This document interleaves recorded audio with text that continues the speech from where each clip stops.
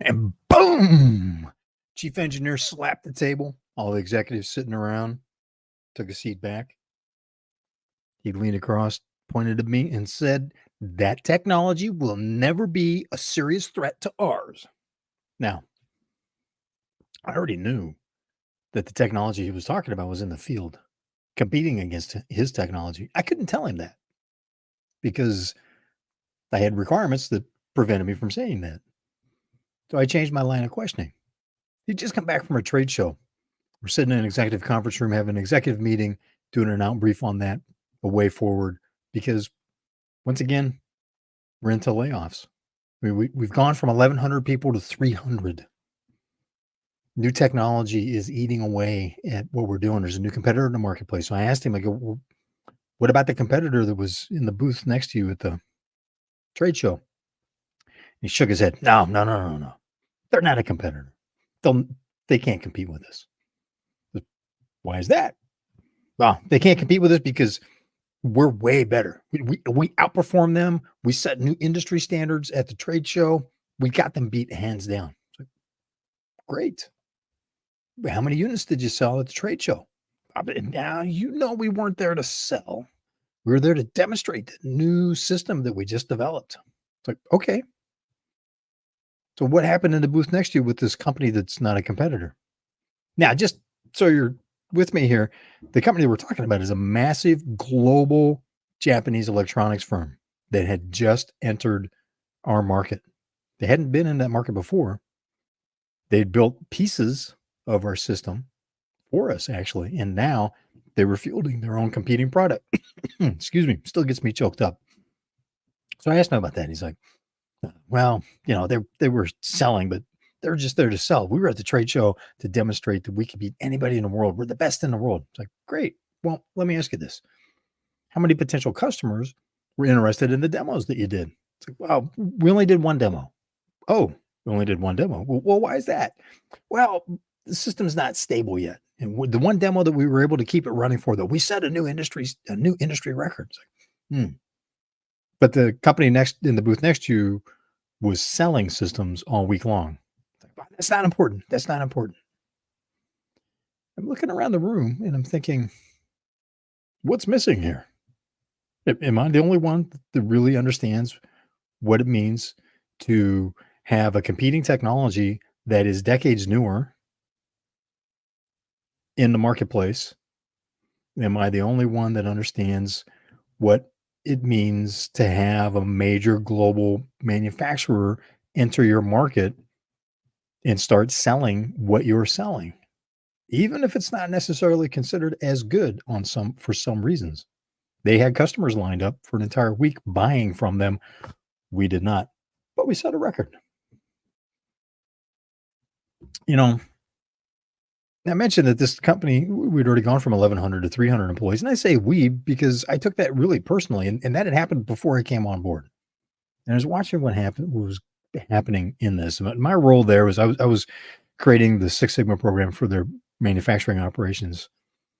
And part of the challenge with that was, why create a Six Sigma program if you're in decline like that? And we're in a death spiral, I thought, going in, looking at this, sitting in this executive meeting, looking around the table. I was thinking, we have a major problem here. Like, Houston, we have a problem. The wrong issue was being focused on. It's like, great, they're setting a standard. They're setting a new record. Hey, that's fantastic. Problem is, you can't sell the system because it's not stable enough to run for any length of time. Therefore, it's not useful in the field.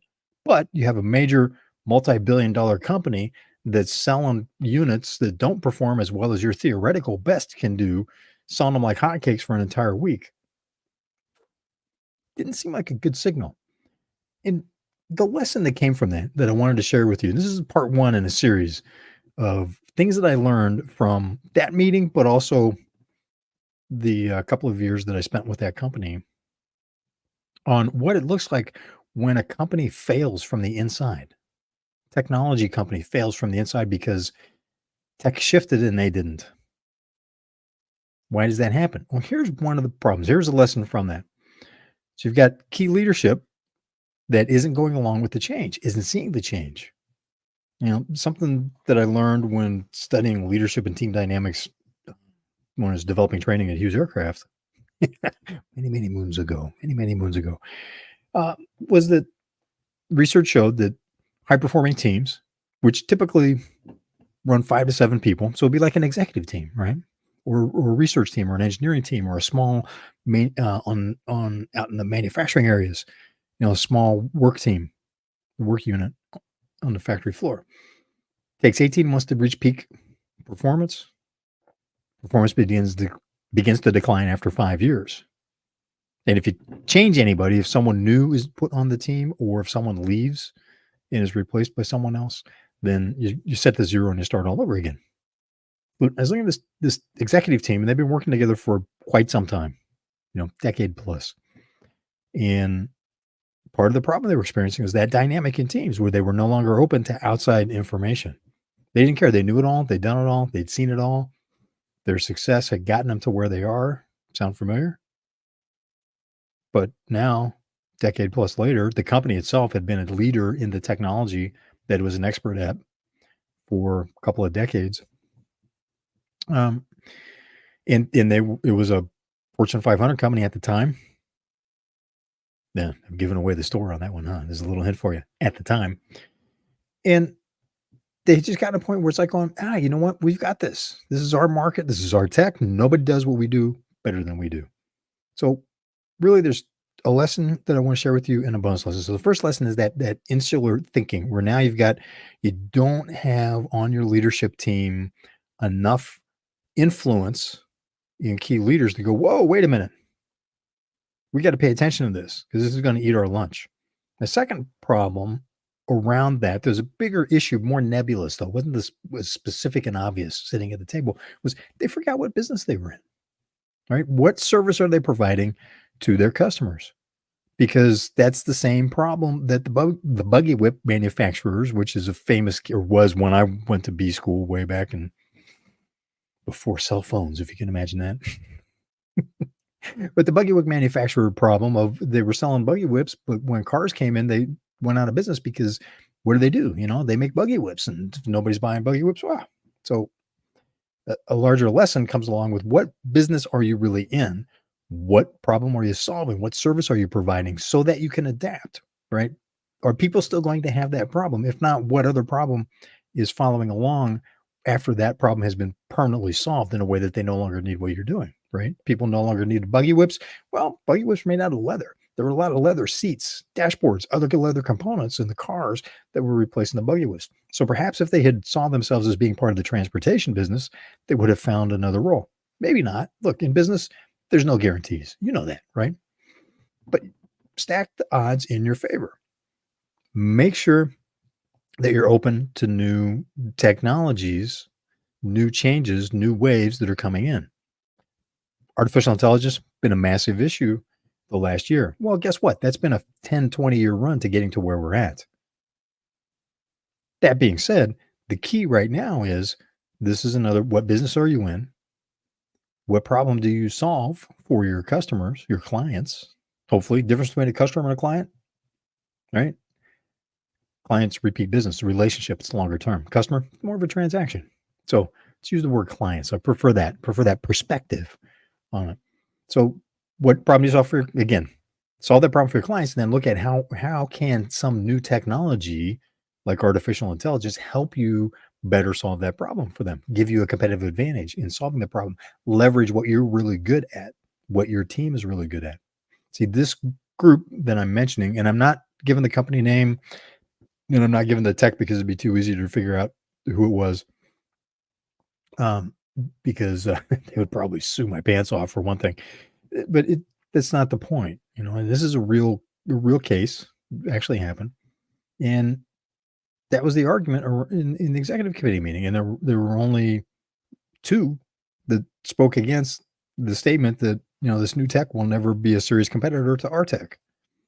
There were only 2 of us that argued the case that, like, hey, look, we have this massive deep pockets multi-billion-dollar competitor that just stepped into our marketplace and is selling stuff like crazy.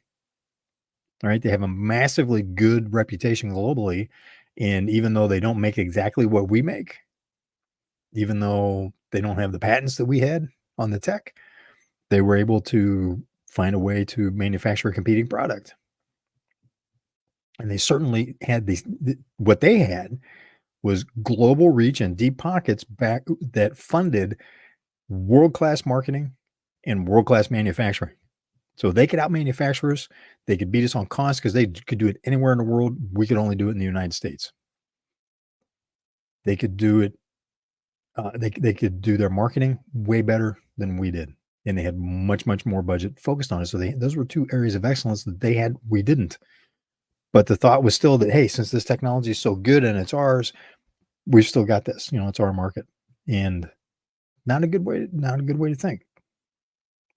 And thus we began the next round of layoffs, going from 1,100 to 300 to less than that. It was not a pleasant experience, but it was a great learning experience. So that's part one. Now, got another lesson with you, part two. Keep your eyes open. Thanks for being part of Wolf's Watch. Appreciate you being part of the conversation, and I will see you on the trail.